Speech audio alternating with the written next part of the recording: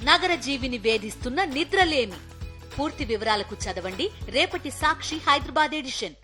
ఇది ఒక చిన్న కథ, ఒళ్ళు పులికించిపోయే మంచి స్ఫూర్తిదాయకమైన విజయగాథ.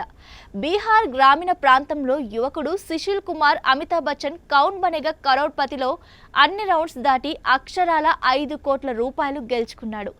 మరుక్షణం పెద్ద సెలబ్రిటీ అయిపోయాడు. న్యూస్ పేపర్స్, టీవీల్లో వార్తలు, ఎక్కడికెళ్ళినా జనం ఆటోగ్రాఫ్లు అడిగేవారు, సెల్ఫీలు తీసుకునేవారు. ఆదాయపు పన్నుకు 30% పోగా 3.5 కోట్లు బ్యాంక్ సేవింగ్స్ అకౌంట్స్లో ఉంది. కాలచక్రం గిర్రున 9 ఏళ్లు తిరిగింది. 3.5 కోట్ల సుశీల్ కుమార్ ఇప్పుడు నెలకు 18,000 జీతం ఇచ్చే టీచర్ కొలువుతో బతుకుతున్నాడు. ఇదో విఫలగాథ. కారణాలు షరామామూలు. బ్యాంకులో పడ్డ కోట్లు సుశీల్ను నిలవనివ్వలేదు. సరదాకు సిగరెట్టు చేతి వేళ్ల మధ్య పొగలు గక్కింది. రాత్రి అయితే మద్యం గ్లాసు చేతిలో తూలింది. ఎక్కితే దిగితే విమానమే. జల్సా జీవితం అలవాటయింది.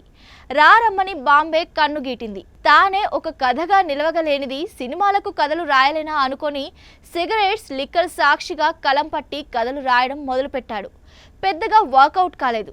తానే ఒక నిజ జీవిత హీరోగా నిలవగలేనిది తను ఒక సినిమా తీయలేడా అనుకున్నాడు.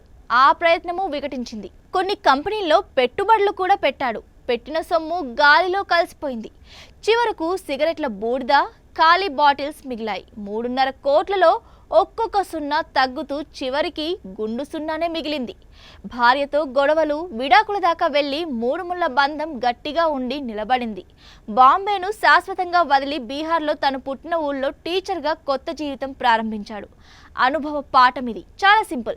సుశీల్ ఇప్పుడు మారిన మనిషి. నిర్వేదంగా జీవన వేదాన్ని వేదాంతం జోడించి చెప్తున్నాడు. సుశీల్ చెబుతున్న పాఠాల్లో ప్రధానమైన 2 పాయింట్స్ ఇవి. డబ్బుతో పాటు దురలవాట్లు చాలా వస్తాయి. వాటిని నియంత్రించడం చాలా కష్టం. అలాగే రెండవది, సెలబ్రిటీగా ఉండడం కంటే మామూలు మనిషిగా ఉండడమే గొప్ప.